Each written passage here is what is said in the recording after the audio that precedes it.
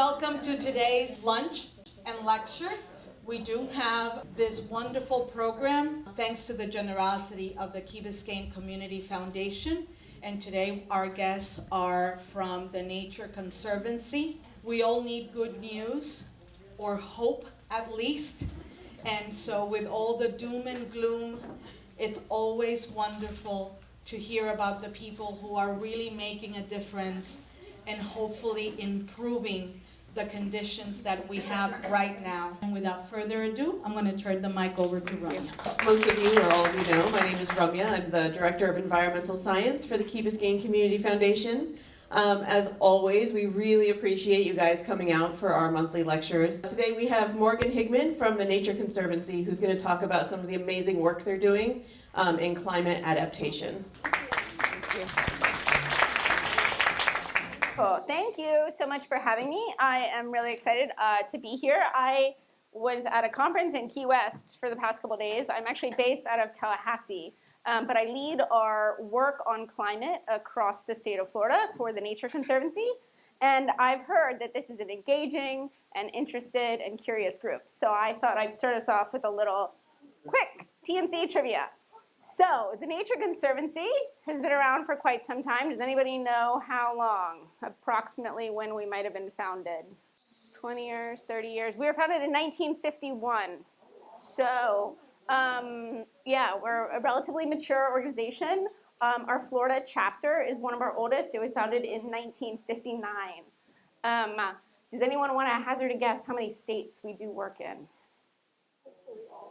Hopefully all of them is the correct answer. All of them. We are really proud to have staff and projects in every state. How about how many countries we operate in?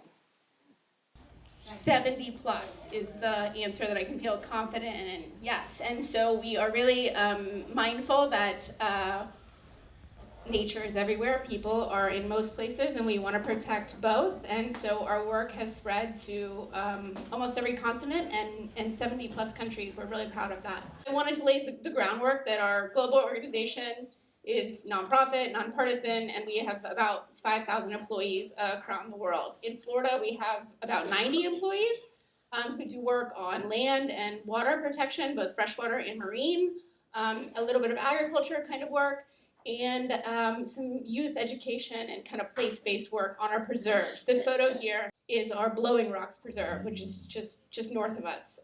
In Florida, I lead the climate program, and some people ask, why does the Nature Conservancy care about climate change? And the answer is the climate change is a leading cause of biodiversity loss and sort of hazards to both nature and people. And so, since we had so much fun with the TNC trivia, I thought we'd have some fun climate trivia.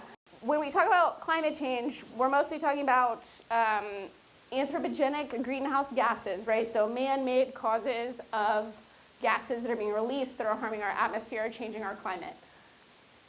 Does anybody have a sense of some of the sources of those emissions? I'm thinking about economic sectors here. Smokestacks, okay, let's call that energy or industry. Cars, transportation, good. Cows, agriculture. You guys are a knowledgeable group. So when we look at U.S. emissions by sector, transportation, electricity, and industry represent about 3/4 of all emissions.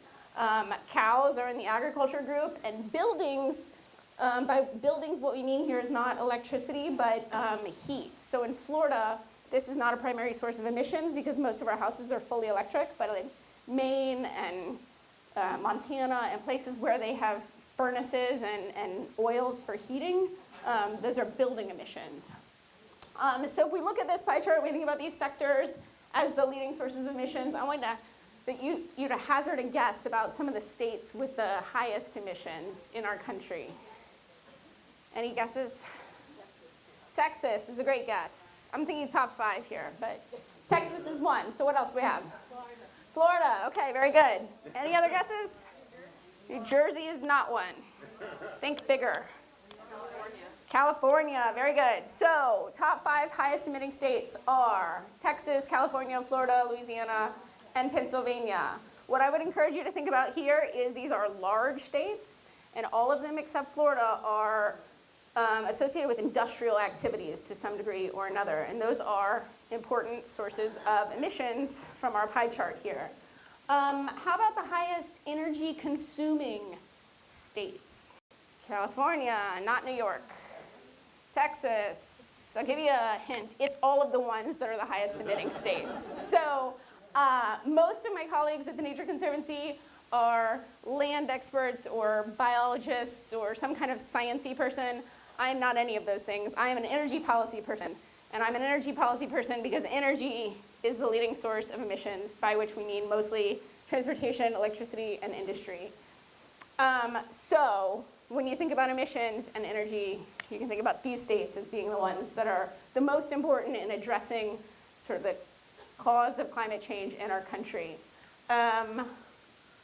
So with that said, looking at these 5 states and this pie chart here, I want you to think about Florida and what you think are Florida's leading sources of emissions. And again, you can just call them out. Cars, transportation, very good. What else? Electric power, very good. In Florida, I didn't make another pie chart, sorry. I didn't. Transportation and electricity are near equal shares of our emissions in this state, and almost everything else is insignificant by comparison. That's very unique, very unique. And it's unique because, as I said, these other highest emitting states tend to have a lot of heavy industry that drives their emissions. They're extracting oil or coal or some kind of resource, or they've got a lot of port activity. Florida's industry is houses. How much of our total electricity in the state do you think is dedicated to powering houses in terms of percentage? Not 80 or 90, 50. 50% of our electricity. There's no other state in the country where 50% of the electric demand is houses. So when we talk about climate action in Florida, we are really talking about needing to address these 2 primary sources of emissions. And it's really important because Florida has the highest emissions in the South and among the highest in the country. So this was my little quick climate trivia. I'm going to jump to a little bit about TNC's work. Rumya introduced me and said I was leading on climate adaptation. I would say technically that's true, but also mostly that's not what I do. So the Nature Conservancy, before I came on board 3 years ago, most of our climate work was around coastal resilience, which continues to be a very important topic that is sort of politically neutral and also mostly focused on the kind of work we did before, which is land restoration and protection. And so I have this example here of a project we did in Brittany Bay Park where instead of building a giant seawall to protect the park, we planted mangroves and some salt marshes and seagrasses to have a beautiful, sustainable, resilient park. Yeah, where is that? This is in Brittany Bay. It's not a very big park. And maybe Michelle could Google it for us real quick and tell you what street it's on. Okay, it's quite small, but it's important because it was one of a series of demonstration projects we did. So my predecessor led a handful of demonstration projects, including this one. Another one is Morningside that has gotten a lot of attention, also in Miami. Picnic Island in Tampa, and we have a resilient island in West Palm also, all using nature-based solutions. This was my colleague's area of expertise, my former colleague's area of expertise. It is candidly not mine, but we have one more kind of capstone project focused on all of Biscayne Bay and the opportunities for this kind of work across the entire bay. That project is just getting rolled out, so we can hopefully have some more to share with you about that in the next year. South Beach, there you go. Thank you. Mid-Beach. Perfect, Mid-Beach or South Beach. 79th Street. Okay, cool. Thank you for that. What I wanted to say about this work was that this was a really useful format that my colleague came up with, which was a handful of demonstration projects, make them education sites, bring lawmakers, bring local community members, and make these tangible benefits visible so that they can be replicated and scaled. And so part of that work was taking this idea to the state legislature, and my colleague Janet Bowman drafted an amendment for this Resilient Florida grant program and said we really should make nature-based solutions part of the evaluation criteria for this grant program. And as a result, we're looking at this teal slice here, which was 12% of the projects before her amendment and 25% of them the subsequent year.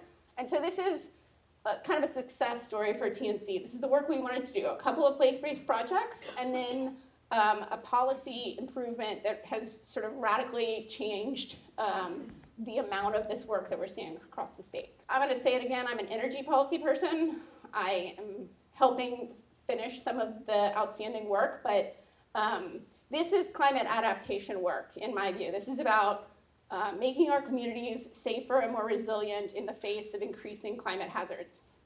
It is important work. It is not what I was hired to do for the Nature Conservancy mostly. Mostly what I was hired to do is climate mitigation work, or the reduction of the emissions that we just talked about. So I'm happy to answer some of the questions about this legacy, with the caveat that I'm not the biologist that championed this work originally. And so I want to talk a little bit about Florida's climate and energy policy landscape, which I work in. It is a challenging and exciting place to work. So I'm sure you're familiar with all these challenges, but I just wanted to lay them out there. Our state is highly vulnerable to climate hazards, extreme heat, extreme weather events like hurricanes, sea level rise, flooding.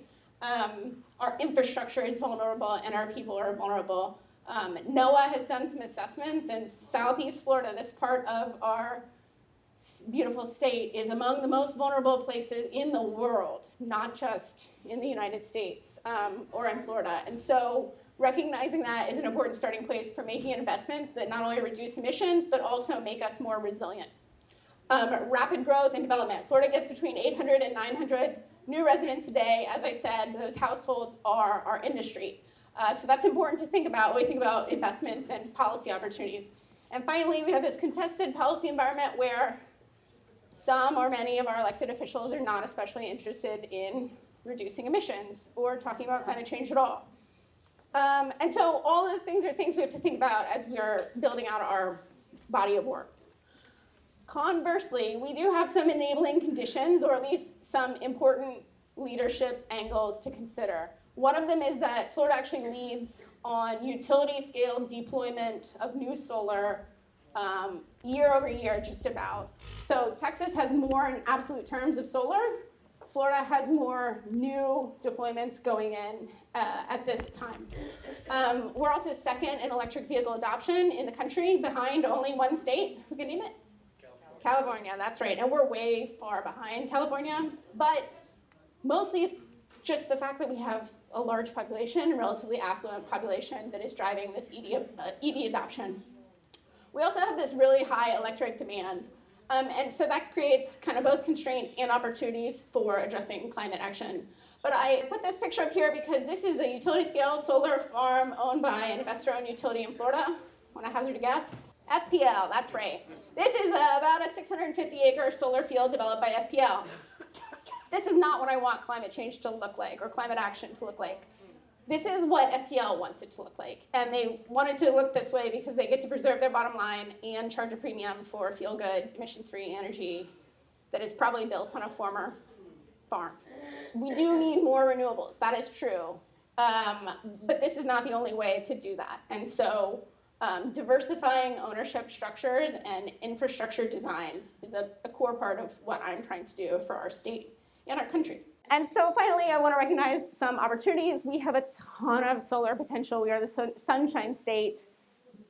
Some states don't have that, and it's going to be a lot more difficult for them to transition. So that's a cool starting place. We also have a huge, diverse, skilled population to help us make these infrastructure investments. We have a lot of capital and a lot of interest in this kinds of projects, and we have some existing collaboration that I'm going to talk to you a little bit more about.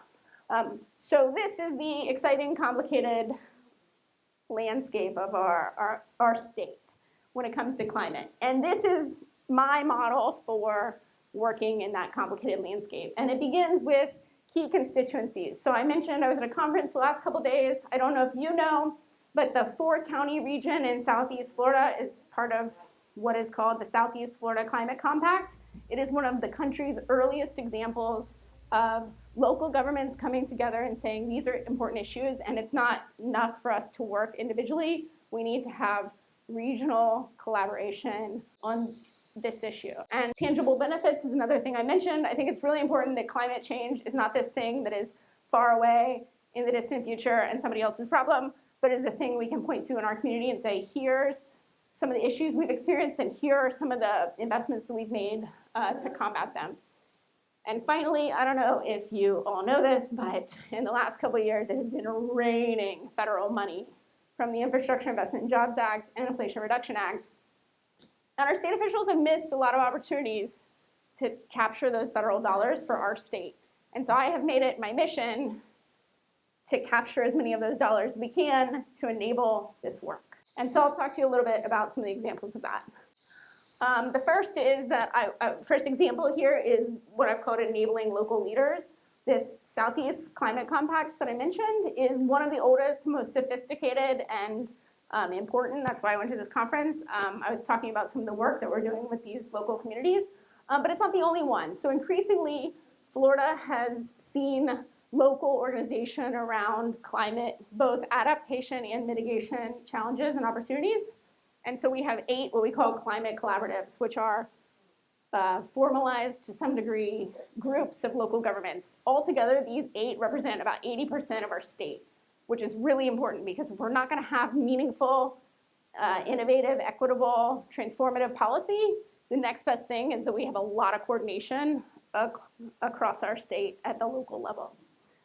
So working with these local governments, part of my job is hosting a monthly call where I have at least one representative from each of those areas coming together and talking about priorities. And that's great because they get to learn from one another and we get to coordinate on asks of the legislature or requesting funding, for some program.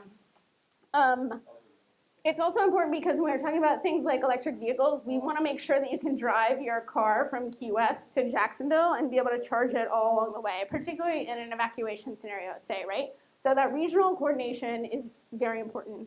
And so working primarily with these local governments, my team has helped support $1 billion in federal funding in the last 18 months. It was a labor of love, but it was so exciting. We have not received every dollar that we asked for, but we have received some big awards, including $156 million for low-income solar and several tens of millions of dollars for projects at the local level. So that Solar for All award, Florida Solar for All, is a name you might hear in the next year or two. The Nature Conservancy worked with 2 other nonprofits in the state to request that funding from the EPA, and we expect that we will be able to stand up a statewide program to provide residential rooftop solar to low-income households. It is a market that is otherwise never going to get solar, and it is a area of work that we're really excited about. Just one other local example I wanted to highlight is our work with the Miccosukee tribe, which is just to the west of us here, right? This is a very small and low-lying community that experiences regular power outages. And when I say regular power outages, I don't mean there's a hurricane so they don't have power for 3 days. I mean the wind blows a little bit so the microwave doesn't work. And every day, all day. And as a result, this community has fleets of diesel generators the size of mail trucks that buzz on and off and on and off. And the diesel generation that they're using to power their ordinary functions is much more harmful than the electricity that we get from the grid, which, by the way, does anybody know what our electricity is made of? What do we burn to make electricity in Florida, mostly? Not coal, not oil. We do have nuclear, but gas, natural gas, is overwhelmingly the source of electricity in Florida, which is methane, which is one of the greenhouse gases. It's not as bad as coal, but it's not great. So it's slightly better than diesel, which is what the Miccosukee tribe relies on for almost all of their public-facing facilities. So working with them, we identified some funding opportunities. I put $35 million here because we don't have the response yet. We've actually submitted $55 million in federal funding requests. The first of those are coming back now, and they are for kind of comprehensive, transformative investments for this community. So a solar microgrid, it'll be a small solar field and a giant battery that will power their water treatment plant, their administrative building, and their healthcare facility. So in event of a terrible hurricane and a large-scale grid outage, they can operate for multiple days just on their own solar power. It also includes electric buses. It will be the community's first public transportation system, and an electric vehicle fleet. So for things like their police, their school buses, and also a suite of Ford Lightning trucks. And the cool thing about the Ford Lightning trucks is they discharge back like a rolling battery. So in the event of a power outage, again, they can charge these trucks using solar and then drive them to somebody's home if they had a medical device that required electricity, and they could power that person's medical needs with these rolling trucks. We also included some pedestrian infrastructure and some green stormwater solutions. And most importantly, I think there's K-12 educational elements of this work, and also workforce development for folks that are out of K-12 environment. So if they want to help build the solar microgrid, or they want to become a fleet manager for this new EV fleet, they will have workforce opportunities and paid apprenticeship opportunities in collaboration with local educational institutions. So at the end there is my team on a site visit we did. We're really excited about this work. And one of the things I'm excited about most is how holistic these improvements will be. So we expect those to be underway here in the next couple. The question was, in these areas, are the white areas not participating? And the answer is, it's not that they're not participating necessarily, it's that in this 4-county Southeast Florida region, there's a formal agreement where each county is putting forth dedicated staff time and resources. They paid for that conference. And so it's a highly formalized structure where we submitted $256 million in federal funding for this 4-county region because we could point to historic collaboration. In those white areas, there is lots of activity, but it's not necessarily coordinated with other local governments in the same formalized way. Does that make sense? I mean, I don't know if it's concerning exactly. This central part that you're seeing is like Taylor, Lafayette, Suwannee counties. I don't know if you've ever been to that part of the state. It is quite rural and not especially, it doesn't align well with the local politics of the region. These other counties, I think, probably participate a little bit in the East Central and a little bit in the Southeast Central or Southeast collaboratives, and they just, it could be a question of staff resources or time or local appetite for making a formal commitment. It doesn't mean that there isn't important work happening there. It just means that they don't fit neatly into one of these formal structures. Does that make sense? But to your point, I mean, absolutely, it is true that the challenge of not having statewide policy is that you get wide variation in outcomes. And so one of the things that we did with, like I said, this Solar for All program that TNC helped draft and will help implement is we wanted it to be an authentically statewide program. And so we're working right now on a quality assurance plan to make sure that as we get applications for these solar subsidies, we can be sure that we're going to reach every part of the state, and we have money set aside to do outreach with community-based organizations when we see gaping holes like that. But it is a hazard of not having statewide support for this kind of work, for sure. The other thing to say here is that, I've included all 4 counties, and all 4 counties do participate in this work, but not every local government in every county is also. So, right, you can imagine much more patchwork across these regions. So I've told you a little bit about our work with the Miccosukee tribe. The last kind of example of this work that I wanted to highlight is a thing called agrivoltaics, which is agriculture plus solar photovoltaics. And so I have 3 examples here. One is a tomato harvesting project. That's actually out in Colorado. The cows are in Georgia. And the sunflower is, again, I think, in Colorado. The idea here is that in Florida, the #1 threat to our local farms is solar development. And if we can make farmers owners of some of this infrastructure, we can diversify their revenue, and we can maybe help them keep a hold of their land. And so, our state has a wide variety of agriculture. Cattle and sheep are increasingly popular to pair with solar. Goats, not so much, because the goats jump on top of the solar. It's not great. Things like tomatoes and lettuce in South Florida are great to pair with solar because they can help these plants be protected from the increasingly extreme heat, and they can help retain the water along the plants. So you can reduce the need for irrigation, which is kind of cool. In the absence of those two things, Disney is starting to experiment with solar and pollinators. So just throwing wildflower seeds and planting boxes of honeybees and forgetting about it, which is a great low maintenance option, but also does something useful with the ground under the solar, which is otherwise mowed and sprayed with herbicide, which is not ideal. So this is an area that is of great interest to me in Florida, but also across the United States. Right now we're supporting project proposals we, TNC in Florida, are working with TNC colleagues in Wyoming, North Carolina, and Kentucky to stand up projects like this. In Kentucky, the project will be on former mine lands. So it's land that is otherwise not being occupied that will get restoration benefits from grazers and community benefits from solar. So we're really excited about that work, particularly in Kentucky and Wyoming, where they are burning coal for electricity. The benefits of this kind of investment are quite significant. This is kind of my pitch. So I've tried to demonstrate here that there's a diversity of opportunities and strategies. The collaboration at the local level that we have is super important to making this work feasible. And advocacy at the local and state level matter in sort of fully realizing the benefits I've talked about here. My colleague Michelle has provided this QR code. If you're interested in ways to get involved, I welcome you to scan it with your phone. And otherwise, I'm going to stop talking and welcome questions if you have any. Sure. Yeah, the question is, how much does the Port of Miami and the cruise ships contribute? And the answer is a lot.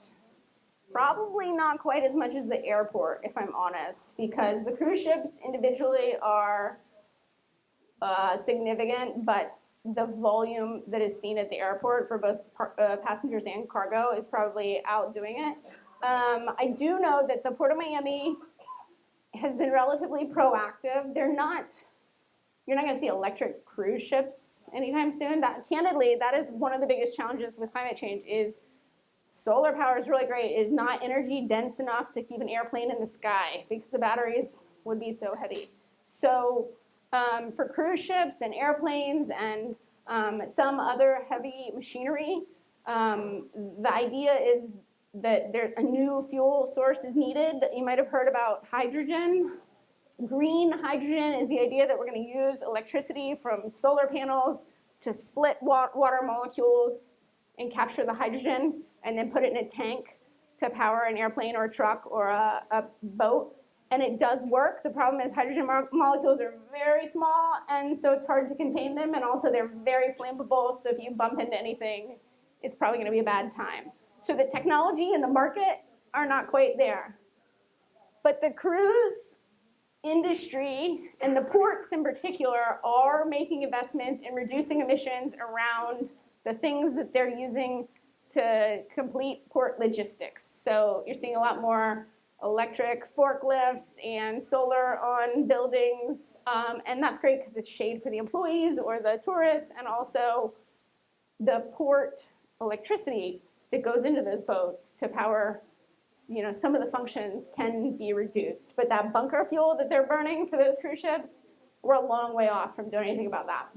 My question is, you mentioned that almost 50% of our energy is going to electricity and housing in particular here, and that's strange compared to the rest of the country. What kind of percentages are you looking at for housing, electricity, like in the rest of the country compared to Florida? 25%, 20%. So like double here. Because there's so much population here, right? In absolute terms, there's a huge population here, and in growth patterns. So compared to a state like Colorado, which is growing rapidly but is mostly empty land, a lot of the electricity demand there goes to commercial rather than residential activity, and then after that, industry. But the other thing is, again, that buildings, part of the pie chart, represents emissions that we don't see in Florida. And instead of burning wood or whatever it is they do with furnaces, in Maine, we're using electricity for heat and air conditioning, and almost all year round in Florida. Whereas like in Minnesota, air conditioning isn't quite so common. They open the windows, and so the residential demand is lower because of the kinds of activities they do in their homes, and also the number of homes in absolute terms is much smaller. Does natural gas play a part in that? Because I feel like there's very few places in Florida that I find use natural gas, but you see a lot more in like other. Right, so that buildings part of the pie in that first slide is things like natural gas, which we do have some houses in Florida that have either natural gas water heaters or cooking or both. A lot of move to phase that out, partly because of air quality issues. It's not great to breathe. It's a greenhouse gas, right? But it was kind of clever marketing by folks that sell natural gas. In England, they call it methane, which sounds scary and bad, and it kind of is. I do want to just stick with the natural gas thing for a minute, though, because one of the things I was talking to my colleague about as I was making this presentation was that in Florida, overwhelmingly, our electricity comes from natural gas. And actually, natural gas is the leading cause of emissions reductions in the United States in the last 20 years. And we've seen a reduction of almost 30% in our electricity sector because before natural gas, where did our electricity come from? Coal. And coal is much worse for absolute emissions than natural gas. Conversely, our natural gas comes from where? Pick a state, pick an industry. Well, Texas is not about gas. Actually, a lot of it comes from Ohio and Pennsylvania. A lot of our natural gas comes from fracking. And so one of the challenging things about climate change is that we are kind of substituting one bad for like a lesser evil again and again and again. So natural gas, not as good as solar, but much better than coal for the air. Not great for the water in Pennsylvania or Ohio or Texas though, right? And so like these are trade-offs that we have to think about as we think about these transitions. Natural gas, when it first became really big in the early 2000s as an energy resource, was kind of marketed as like the bridge fuel. And there's some concern that we've become reliant on this bridge, and there's not, we've lost motivation to more fully transform our energy systems towards solar. There are also very legitimate concerns about where do solar panels come from and how are they manufactured and what are we going to do with them after their 25 to 30 year lifespan. And there are some interesting economic opportunities. Georgia in particular has done a spectacular job capturing economic benefits from manufacturing of electric vehicles and solar and batteries. But that's the making of them. And the problem that we have right now with solar and batteries is that there aren't quite enough to create a new industry built around recycling them. But if I was a betting man, I would be looking at companies that are investigating that, because in 20, 30, 40 years, we are going to have an enormous amount of material that has value that has to be broken down and taken apart, reassembled into something useful. I see your hand. Yeah. The question was, are there any plans for additional use of nuclear energy? And the answer is definitely maybe. Nuclear right now is much more expensive. It is an enormous capital investment compared to that 600-acre solar field. Even with subsidies, nuclear is widely less popular for, in terms of NIMBYism, and also much more expensive to build upfront. The value of nuclear compared to solar is that it works all the time, and solar really only works when the sun is shining. So the interest in nuclear has shifted from these old school, huge capital projects to what are called SMRs, small modular nuclear reactors. And the technology exists, and it's, plants that are the size of a house or maybe a Walmart instead of plants that are the size of a shopping mall. The problem is nobody has been able to get one permitted yet. So Wyoming is trying very hard to be the first, but between state, local, and federal requirements, and candidly, mostly federal, they have not been able to demonstrate that the technology is safe for the environment and the operators. And so this is the challenge with market making, which is what I was kind of also speaking about with hydrogen. We have a sort of chicken and egg problem where we need these innovations, but they're not profitable yet. And conventionally, what we've done to make them viable is we've subsidized them heavily. Solar panels were invented in the 1950s for space exploration. And now we're getting to the point where they're widely used for commercial purposes. But there's a long time horizon between the initial invention and a full market development. And that's the challenge that the small modular nuclear is experiencing right now. Another question. How are we doing on rooftops of buildings? Are we putting them up there, big square foot mall buildings? Yeah, the question is, how are we doing on rooftop solar? And the answer is not great. California's electricity, about a quarter of it now comes from rooftop solar, either commercial or residential. It's the highest in the country. New York and Massachusetts are pretty closely behind them. All of those states have enormously sophisticated, top-down regulatory requirements that say not only must you be building renewables, all your utilities, but also a certain percentage of it must be from what is called distributed solar or distributed wind, which means it isn't like a big central power plant that's owned by the utility, but it's procured from commercial businesses or homeowners. And in Florida, we don't have that. In Florida, our most important climate policy, probably bar none, is a policy called net metering, which requires that if you put solar on your house and you create more electricity than you need, you can sell it back to the utility at the retail rate, which makes the business case for going solar pretty good. There's a limit on the size of those projects, and so for commercial projects, it becomes less appealing pretty quickly for two reasons. One, those buildings are big. Like a Walmart probably has 20 meters across its facility, and you can only have the solar going to 1 meter, because if you send it to 2 meters, now you're considered a regulated utility in the state of Florida. So even if you're a farmer and you have a barn and a house, your solar is only powering 1. And so the utilities have advocated for that because they don't want the competition. So it's a policy environment where if you're a residential user in an investor-owned utility territory, which is Florida Power and Light, Duke, or the Tampa Electric Company, the solar case is pretty good. If you go to one of the electric co-ops in Florida, you know, that big white area on our map, there's no business case for going solar, because if you generate any excess, you can't sell it back at the retail rate. You can't even sell it back in most cases at a discounted rate. And most people, there's a problem called the duck curve, where most people use most of their electricity in the morning, getting ready for work, or in the evening, coming home from work, and not during the day. And so you want to be able to sell it back and then buy it when you want it. Or you want a big battery, which is more expensive than the solar. And so if you don't have that net metering policy in place, it's really difficult to see the value of solar on a home. A school is a great place because it's full of people, high electricity demand all day, and then it's empty when it's dark.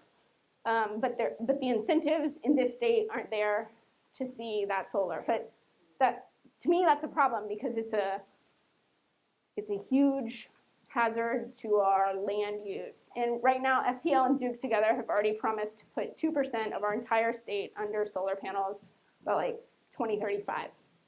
So all those developments that you see in our state are not even a drop in the bucket. And in Florida, what we're seeing is a ton of 650-acre projects, give or take, because that's what's legally allowed.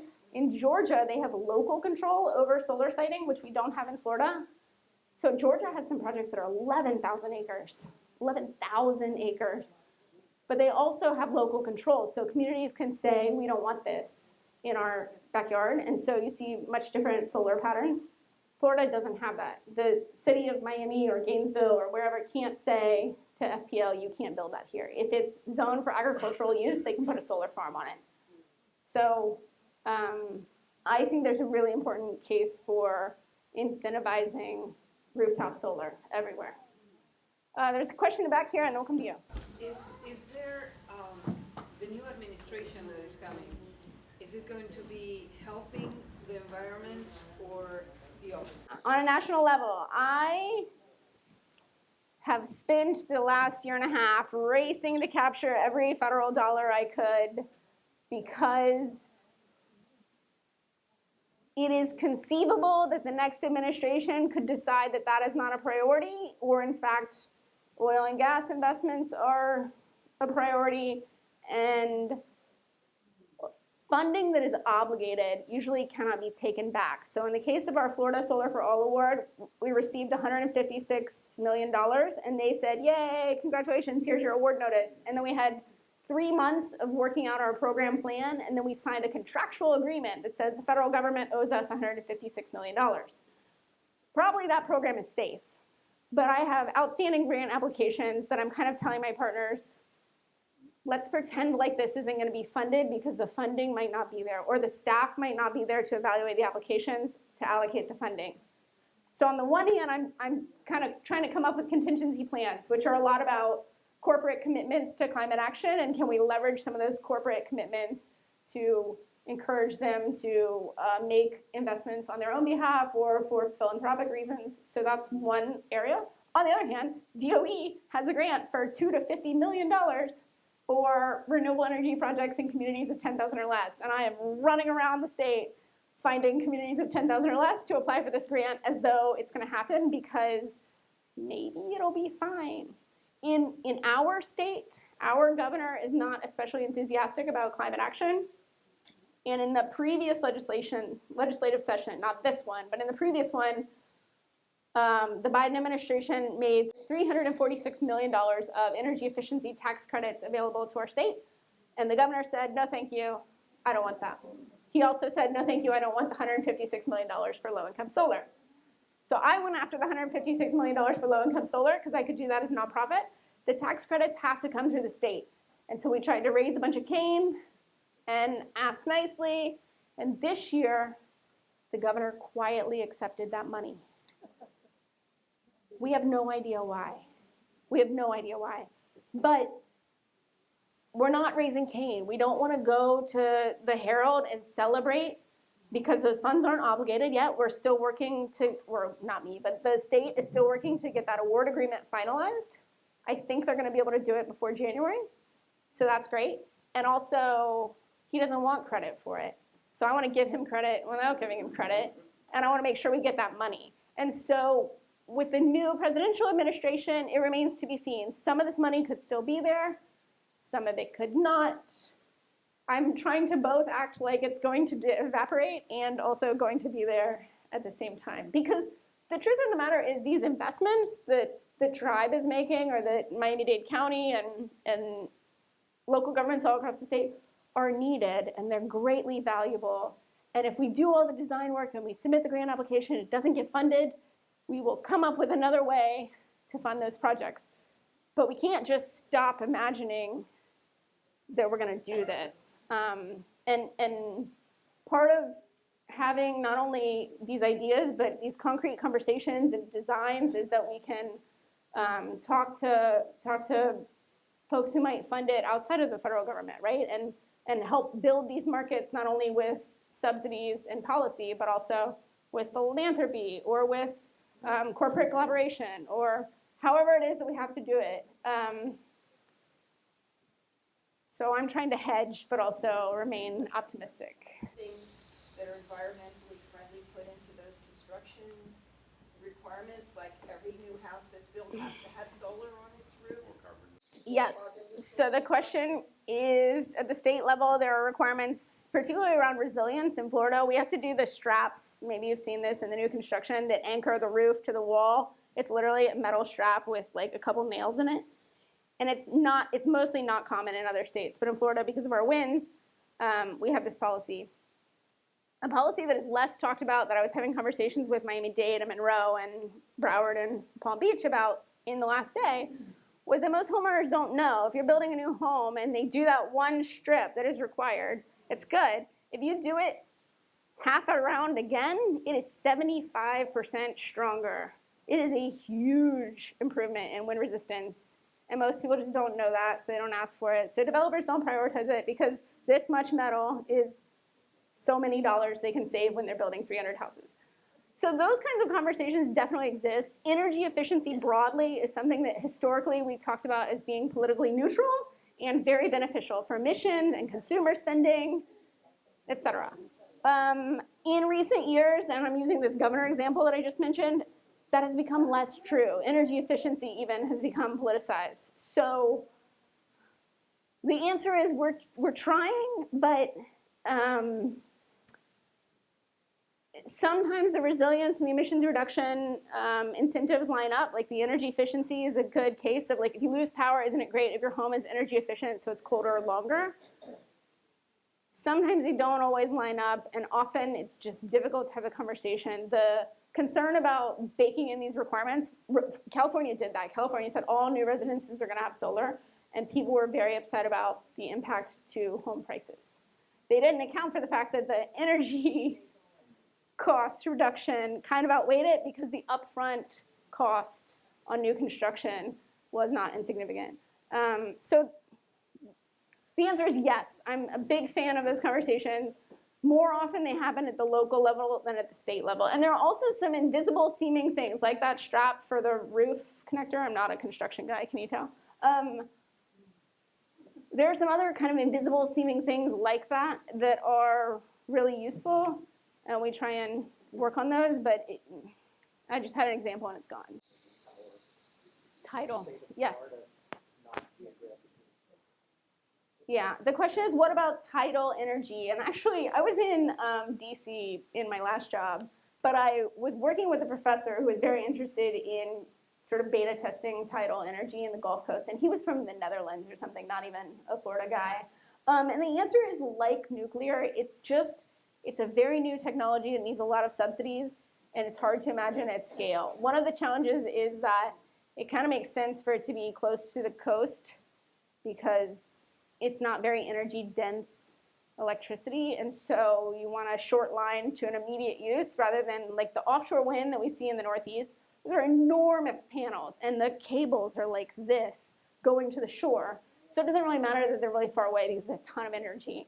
And with tidal energy, you're talking about relatively less energy dense capturing mechanisms, and close to the shore we have a lot of use cases that are going to not want to compete with that. Navigable waters, fishing, that kind of thing. And so in Louisiana, they've tested it in some rivers where, you know, it's around ports, but it's maybe in an area that's more easily navigable. Because of the current of the river, it's kind of a better use case. But the tidal energy, you've got to have such a big thing that's got to be so close and competing with other interests. And so there's just not quite a well-developed market around that yet. Anything else? I've solved it all for you? Okay, sure, go ahead. Any hope for fusion? So I mentioned I was in DC for my last job. I worked at a think tank. I loved telling people what to think, how to think.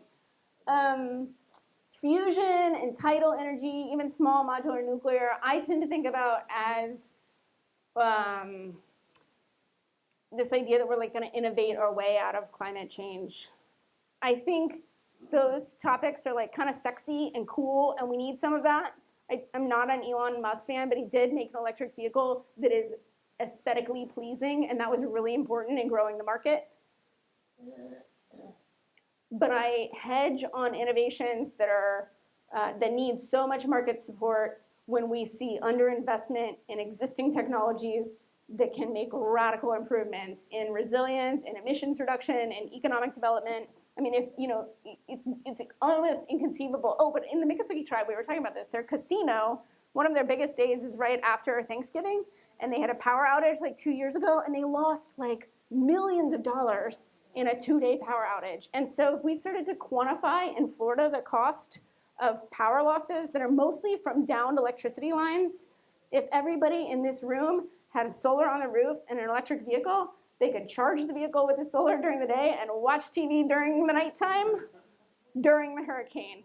And we don't need any innovation for that. We just need market incentives. And so I'm not saying tidal energy isn't a good idea. I'm just saying when I think about solutions, I'm thinking about the most bang for my 40 hours a week. And it's not innovative technologies, it's rapid adoption and equitable adoption of stuff that we mostly already have.